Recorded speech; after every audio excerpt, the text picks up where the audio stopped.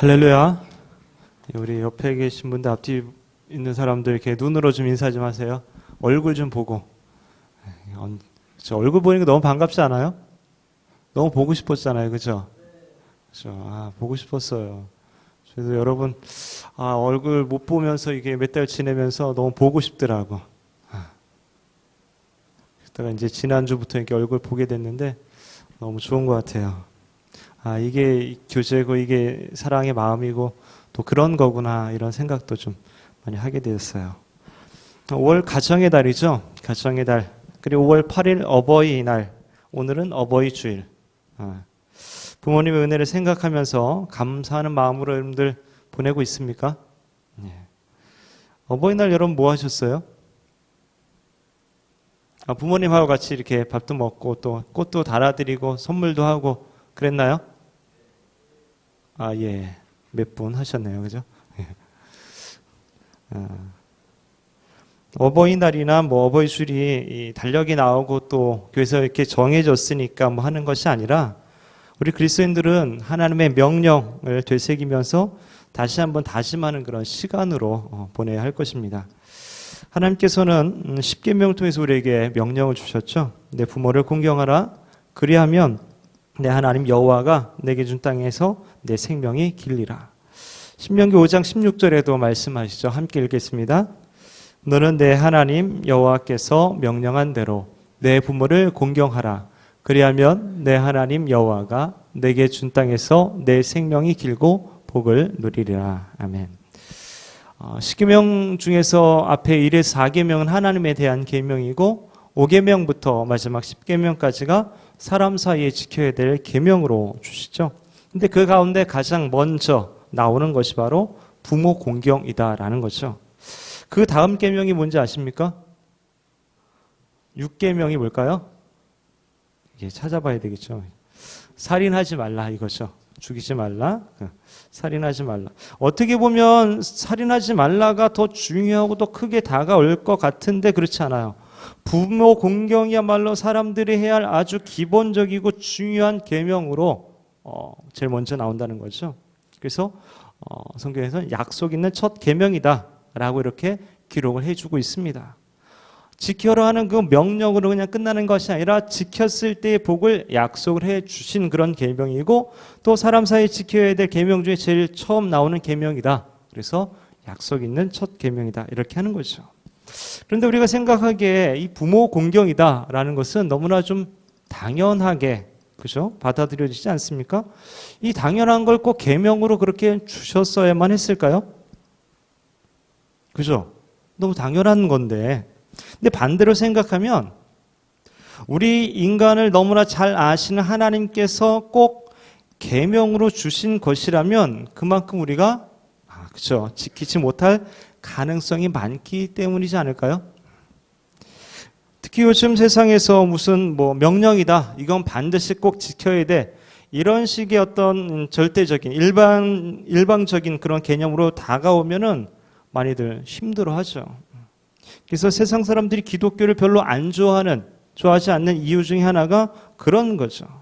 또 성도들 그래요. 교인들도 그런 방식으로 뭔가 꼭 반드시 해야 돼 이렇게 율법적으로 다가오면은 별로 안 좋아하는 것 같아요. 뭔가 좀 타협도 되고 뭔가 조율도 되고 이래야 되는데 이건 타협도 안 되고 말도 안 통하고 뭔가 일방적이고 이렇다는 거죠. 요즘 같은 포스트 모던 시대를 살아가는 이들에게 절대란 없죠. 그죠? 모든 것이 상대적이고 자기가 좋은 대로 하는 그런 사회에서 이건 명령이야. 이건 반드시 해야 돼. 이렇게 말한다면 굉장히 거부감으로 다가오게 되죠.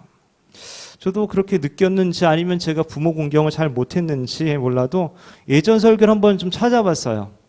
이 가정의 달에 어떤 설교를 했을까? 어버이주일 때 무슨 설교를 했을까 찾아보니까 부모 공경에 대한 설교를 4년 전에 했더라고요. 제가 그 사이에 안 했더라고 보니까요. 그런데 이런 생각이 들었어요. 이 약속 있는 첫 계명인데 하나님 10계명이라는 건 하나님께 직접 주신 그런 계명인데 또 이 계명 지킬 때 축복도 있는데 다 알지만 그래도 한 번 더 강조해야 되겠다라는 생각이 들었어요. 좋으나 싫으나 거부감이 들든지 말든지 하나님 말씀이 진리임을 선포하면서 가르쳐야 되는 것이 제가 할 일이죠. 그래서 오늘 부모 공경에 대해서 함께 살펴보기를 원합니다. 먼저는 왜 부모를 공경해야 되는지 그리고 어떻게 해야 되는지 생각해 보고자 합니다. 이런 부모 공경이라고 할 때에 공경하다란 말이 좀 와 닿습니까? 잘 안 쓰잖아요, 이 말은. 그렇죠? 뭔가 존경 이런 말은 좀 써도 공경. 잠언에 보면은 내 부모를 즐겁게 하며 너 낳은 어미를 기쁘게 하라 이렇게 되어 있어요. 원래 공경하다란 말의 원어적인 뜻은 무겁다, 무겁다 또는 존귀하다 이런 뜻이에요. 그래서 부모님을 무겁게 여기고 존귀하게 여기라는 거죠. 무거운 짐으로 여기는 것이 아니라 무거운 자세로 부모님의 말씀을 듣고 잘 모시라라는 그런 의미가 있는 거죠. 아브라함 링컨의 일화입니다. 그의 아버지는 구두를 수선한 사람이었어요. 아브라함 링컨도 초등학교를 좀 다니다가 말았다고 하죠.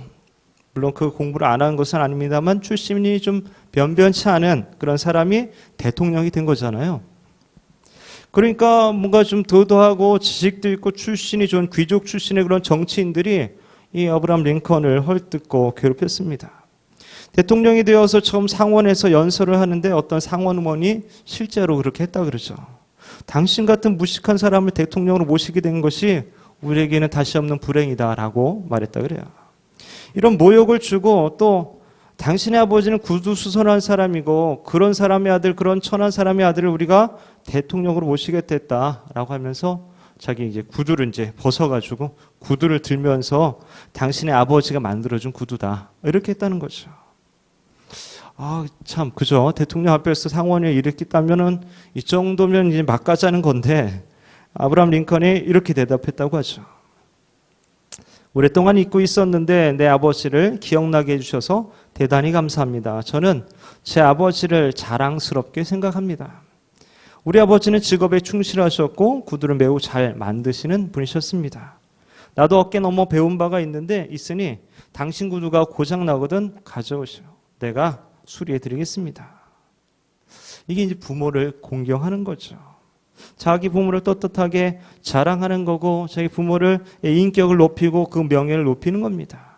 그걸 높이고 순종하는 마음을 갖는 거고 내 어머니는 이런 분이셨습니다. 내 아버지는 이런 분이셨습니다.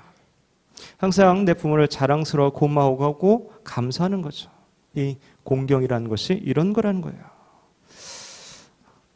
이 부모를 공경하는데 다른 이유가 없습니다. 그건 너무나 마땅한 거죠. 에베소서에서 이렇게 말하죠. 6장 1절부터 3절까지의 말씀을 함께 읽겠습니다.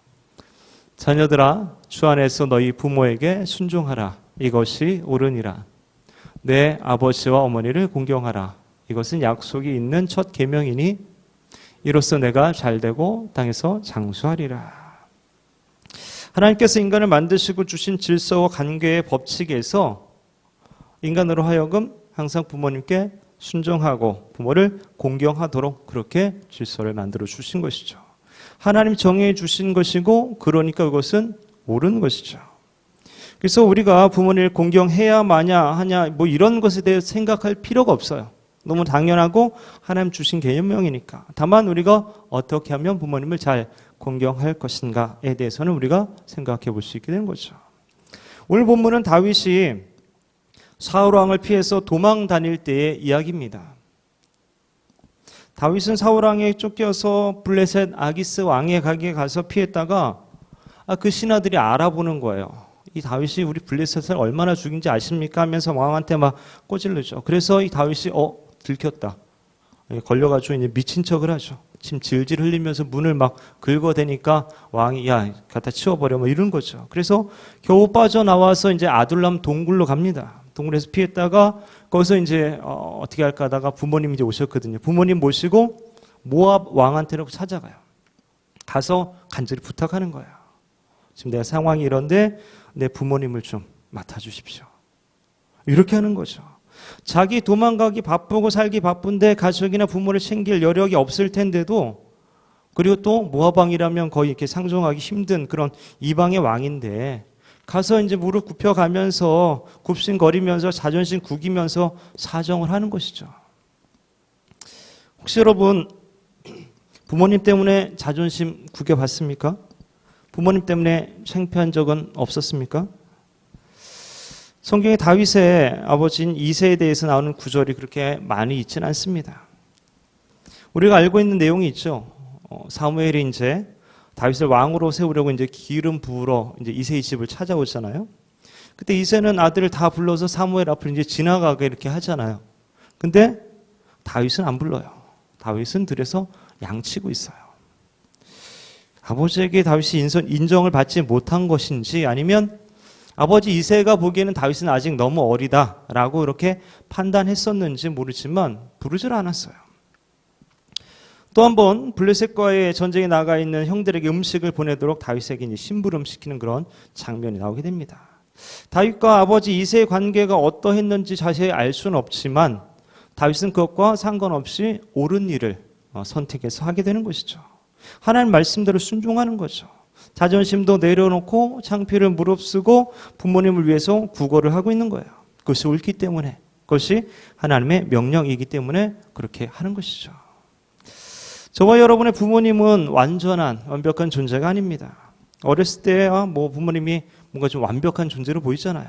자식들의 우상이기도 하고 뭔가 의지의 대상이 되기도 하고 뭔가 편안한 피난처가 되고 안식처가 되고, 그런데 아동기를 지나고 이제 청소년기를 지나면서 그런 생각이 이제 점점점 희박해지고 사라지게 되죠.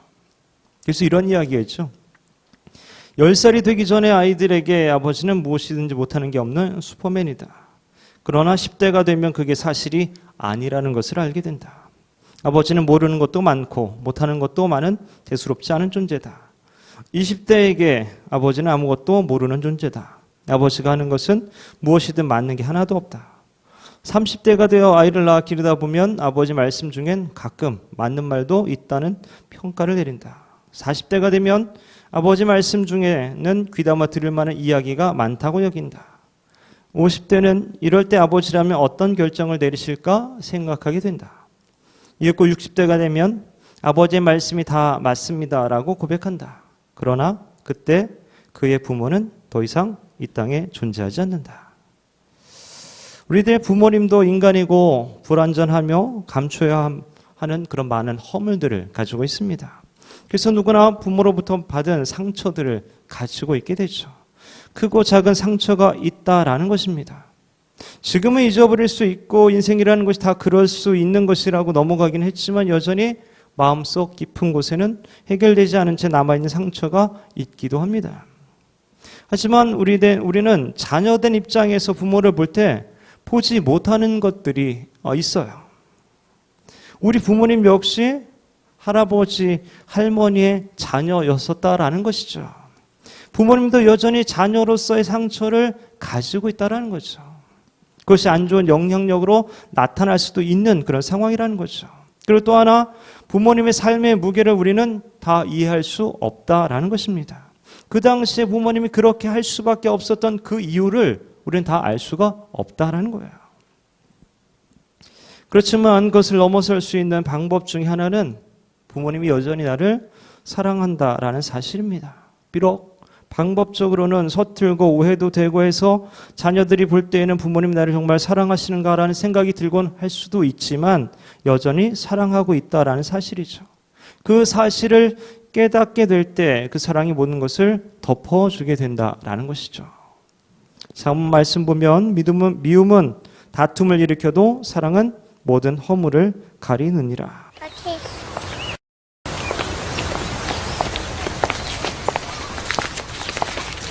Daddy is the sweetest daddy in the world. Daddy is the most handsome,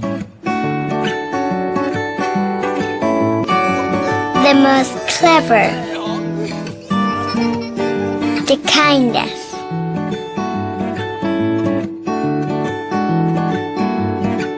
He is my Superman. Daddy wants me to do well at school. Daddy is just great, but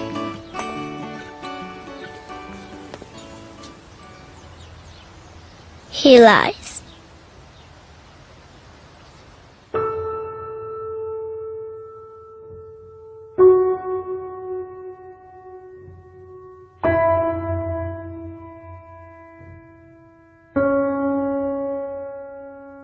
He lies about having a job.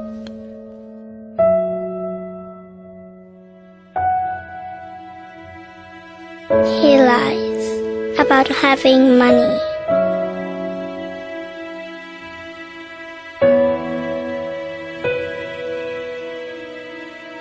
He lies that he's not tired.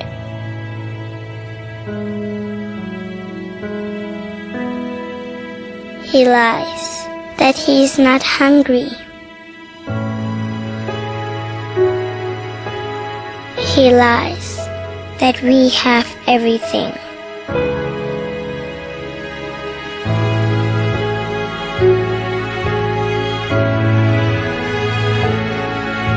He lies about his happiness.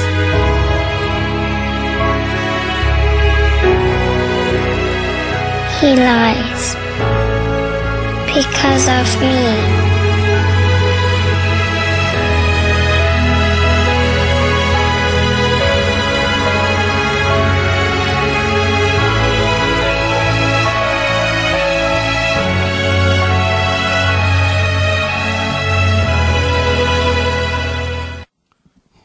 저는 초등학교 때 시골에서 서울로 전학을 가서 이모 집에 1년 반 정도 아마 생활했던 것 같습니다. 이모는 아침마다 라면 반 개를 끓여주셨고 저는 맛있게 먹고 학교를 갔죠. 그래서 그렇게 몇 개월 지나고 나니까 위장이 안 좋아져서 병원에 가게 되었습니다. 이모는 제가 좋아하는 거니까 힘들게 아침마다 라면을 끓여주셨던 거죠. 저도 맛있게 먹었던 거고. 결과는 안 좋았어요. 근데 거기에 수고와 헌신과 사랑이 있었기 때문에 전혀 문제가 되지 않았습니다.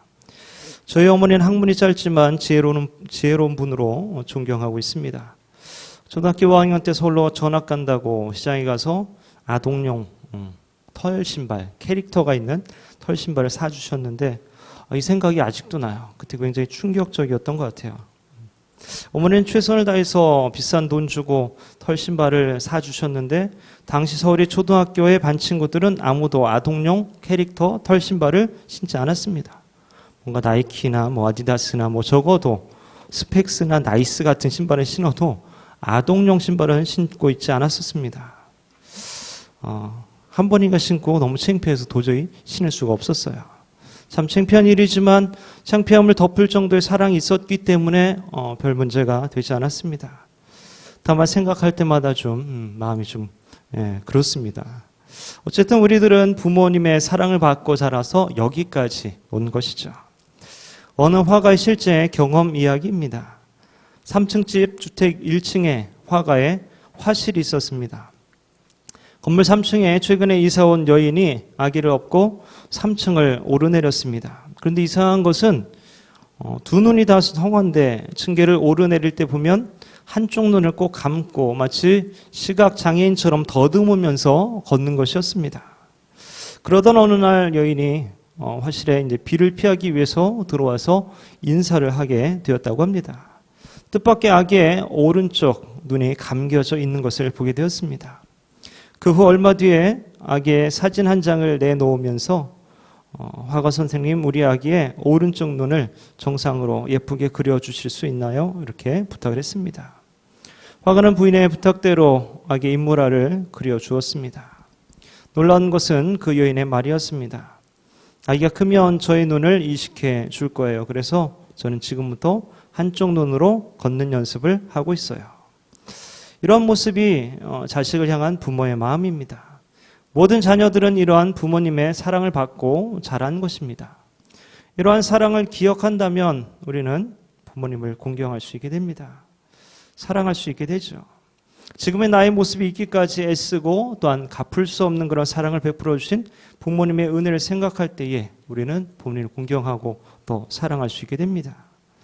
근데 물론 어떤 분들은 공감하지 못하는 분들도 있을 수 있습니다. 부모로부터 버림을 받거나 심한 상처를 받았거나 해서 치유되지 못한 경우가 있을 수 있습니다.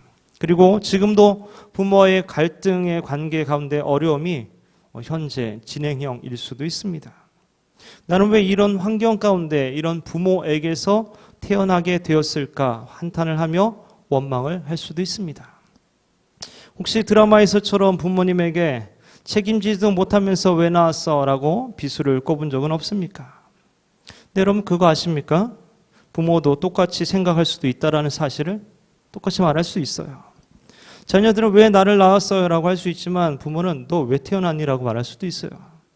자녀들은 나는 왜 이런 환경에서 이런 부모에게서 태어나게 되었는가? 좀 더 부유한 환경에서 잘생기고 인격적인 부모님이면 좋았을 텐데 라고 원망할 수도 있지만 부모님들은 어쩌다 이런 애가 태어났을까? 좀 더 잘생기고 좀 더 건강하고 좀 더 성격이 좋았으면 좋았을 텐데 라고 똑같이 한탄할 수 있다는 사실입니다. 물론 이처럼 비극적이진 않겠죠. 그리고 그런 부모님은 없을 것입니다. 이 이야기의 초점은 자녀나 부모나 서로 선택할 수 없었다라는 것이죠. 그 얘기 뭡니까? 하나님께서 맺어 주셨다라는 것입니다. 저와 여러분의 출생이 하나님의 뜻 가운데에 이루어졌다라는 사실이죠. 어떤 사람은 자신의 부모나 가정을 원망하기도 합니다. 자신의 처지가 좋은 부모를 만나지 못했기 때문이고 가정 환경이 좋지 않기 때문이다라는 것입니다. 하지만 알아야 할 것은 사람은 환경에 좌우되지 않는다라는 사실이에요.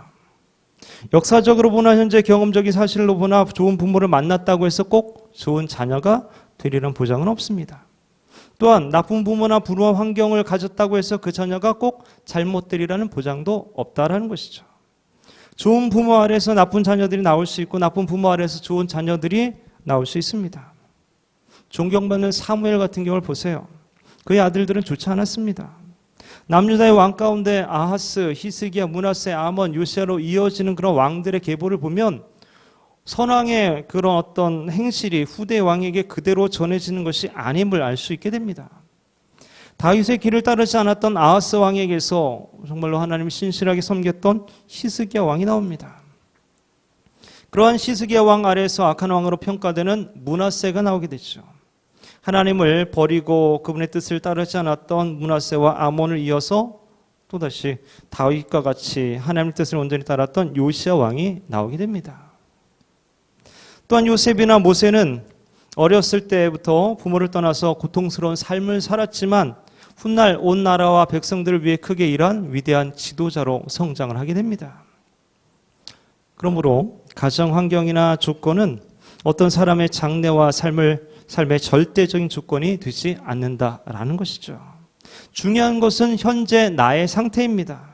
내가 하나님과의 바른 관계 가운데 있고 그 관계 가운데에서 하나님의 사랑을 받고 있음을 확신한다면 그 사람은 하나님께 감사할 것이고 자신의 삶에 대해서도 감사할 것이고 더불어 부모님께 대해서도 감사하게 될 것입니다. 비록 자신의 환경이 좋은 환경이 조건이 되지 않을지라도 원망하거나 한탄하거나 책임을 전가하거나 하지 않게 될 것입니다. 오히려 그 환경을 통해서 하나님께 더 가까이 나아가게 되고 하나님의 뜻을 깨닫게 되고 또 자신을 더욱더 훈련시키며 성장하는 긍정적인 요소로 사용할 수 있게 될 것입니다. 여러분, 지금 내가 살아있음에 감사할 수 있다면, 지금 나의 인생에 대한 감사가 있다면 그 사람은 그 생명의 통로가 되어주신 부모님을 공경하게 될 것입니다. 그러나 자신을 위해 생명의 통로가 되어준 부모를 존중하지 않는다면 그것은 결국 자기 자신의 생명을 모독하는 것이라는 거죠. 근데 현대 사회는 참 교묘하게 하나님의 명령을 왜곡시키고 그대로 살지 못하게 하는 여러 가지 이유와 변명거리를 제공하면서 부모 공경에 대한 당위성을 거의 없애버리려고 합니다. 돈이 먼저고 성공이 먼저고 가정의 질서가 없고 권위가 상실되어지는 이런 시대에 우리가 살아가고 있습니다. 뭔가 나에게 이익이 오면 내가 그 대가로 부모를 공경해 주지라는 이런 느낌이 많다는 거죠. 그래서 이런 유머가 있잖아요. 선생님이 한 남자 중학생에게 물었다 그러죠. 장래 희망이 뭐냐고. 그랬더니 그 학생이 시무룩한 얼굴로 재벌이세요. 이랬다는 거죠. 대답에도 웃음이 났지만 표정이 왜 그런가 물어봤더니 그 학생의 대답은 그런데 아버지가 노력을 안 해요. 이렇게 얘기했다는 거죠.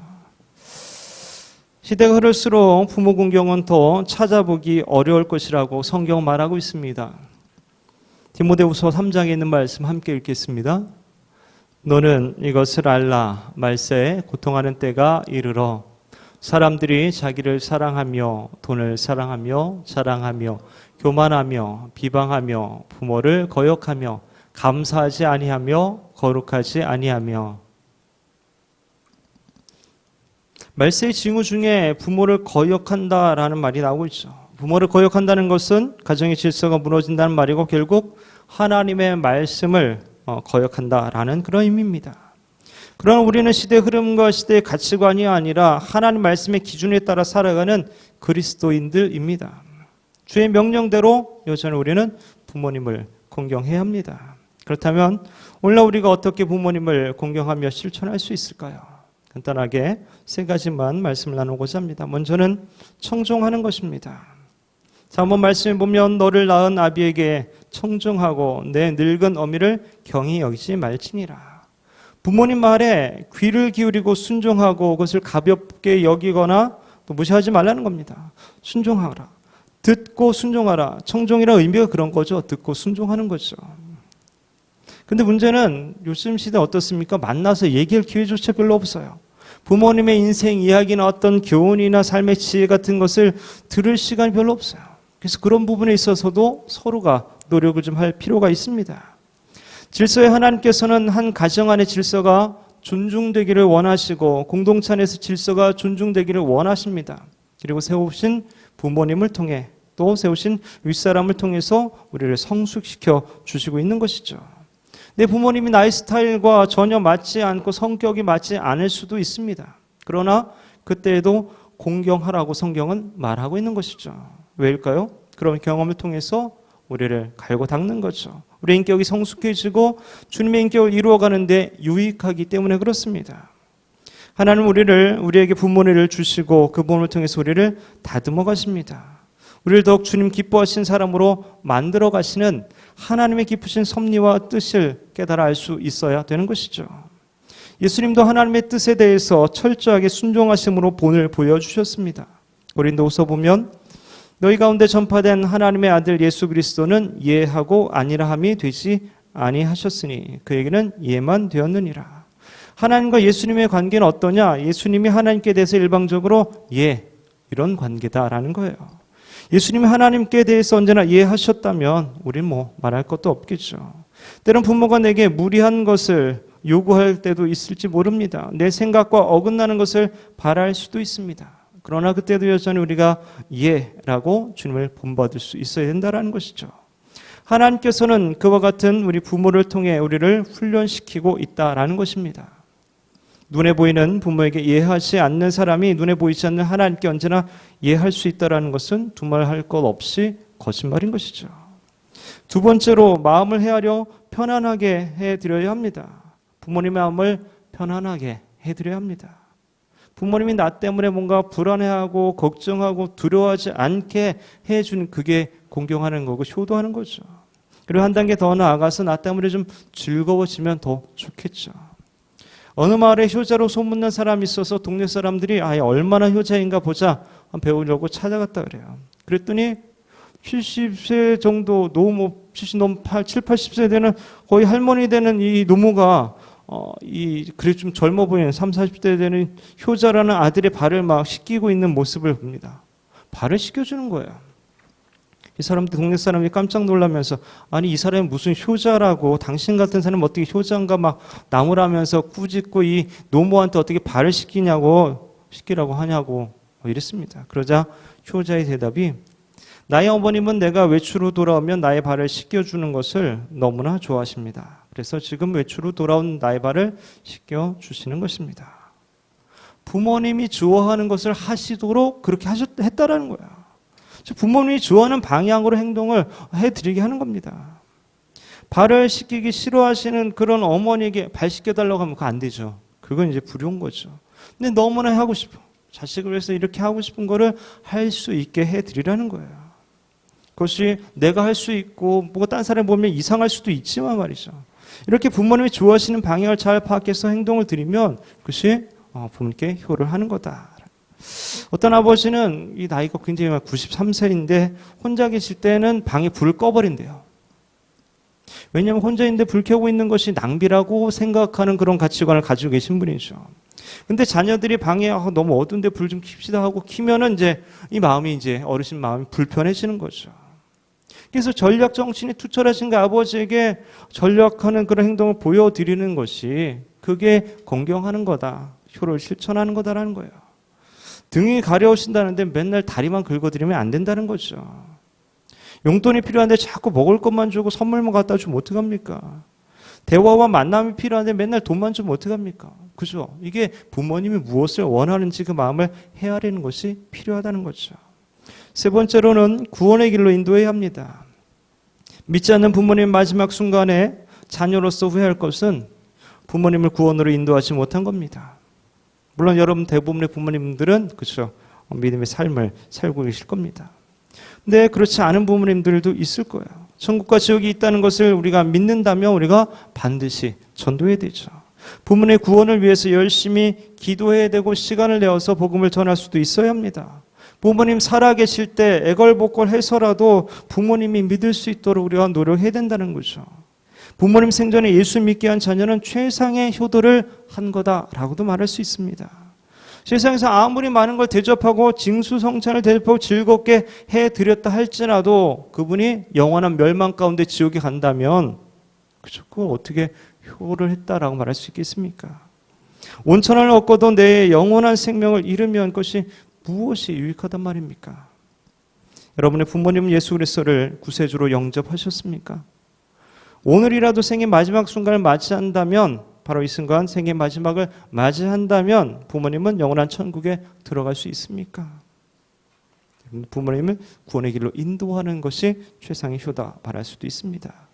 사랑하는 젊은 예수꾼 여러분, 부모를 공경하는 것은 너무나 당연한 것이고 하나님의 명령입니다. 바라기는 어버이 주일을 보내면서 하나님께서 명령으로 주신 너무나 당연한 말씀인 부모 공경을 실천하면서 살기를 바랍니다. 그리고 약속해 주신 대로 땅에서 잘되고 장수하는 복을 누리는 저와 여러분 되시기를 주님의 이름으로 축원합니다.